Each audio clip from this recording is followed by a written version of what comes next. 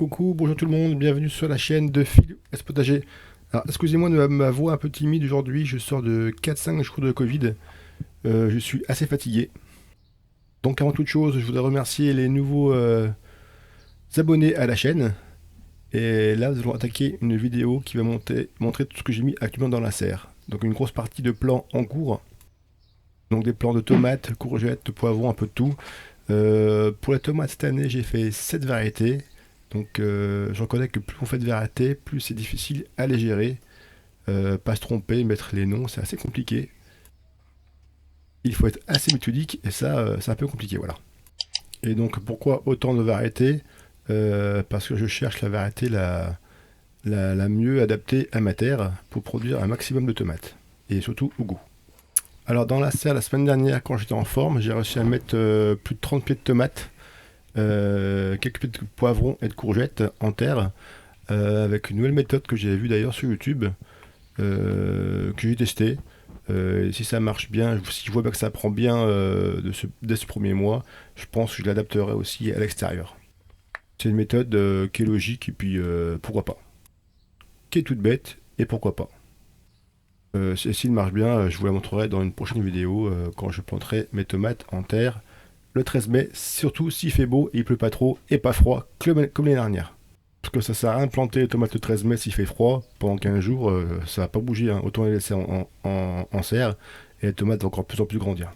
Donc comme je disais, j'ai planté ces pieds dimanche dernier, donc on voit que là en une semaine, rien n'est mort, tout est pris, donc là j'espère que ça va tenir. C'est parti.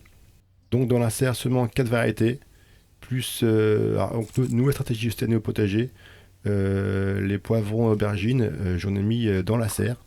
Car les poivrons aubergines, c'est des légumes de climat très chaud.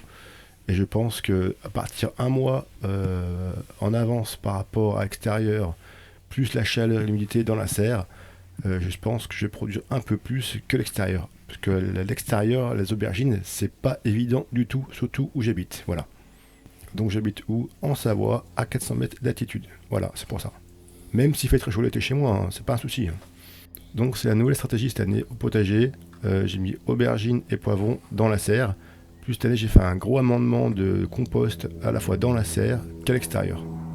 Ayant un terre super argileux, il faut vraiment que je nourrisse ce sol abondamment. Donc cette année, j'avais gardé aussi mes petites barquettes de semis de tomates. Et là, je vois qu'avec le temps, elles ont vraiment filé avec des grandes tiges. C'est monstrueux, c'est assez horrible à voir. C'est rigolo à voir aussi. Mais je suis sûr que si on les replante, elles repartent, hein, c'est pas un souci.